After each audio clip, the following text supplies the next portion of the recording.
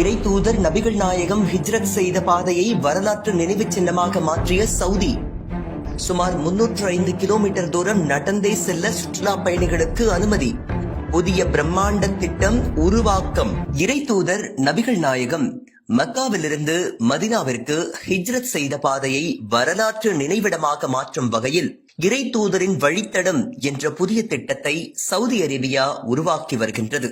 மக்காவிலிருந்து மதினாவிற்கு இறை தூதர் சென்ற சுமார் 470 கிலோமீட்டர் பாதையில் 41 இடங்களில் நிறுத்தங்கள் ஏற்படுத்தப்படுகின்றன.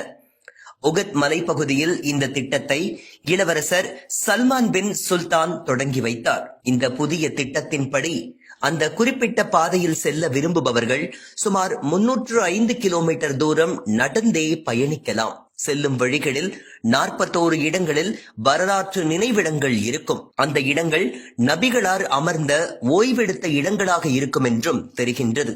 5 இடங்களில் விளக்க மையங்கள் அமைக்கப்படுகின்றது.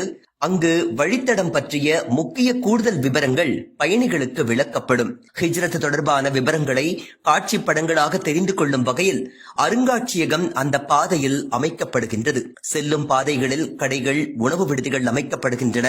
இந்த திட்டத்தின் மூலம் சவுதி அரேபியாவின் பாரம்பரியத்தை உலக மக்கள் அறிந்து கொள்ளலாம் என்று தெரிவிக்கப்பட்டுள்ளது.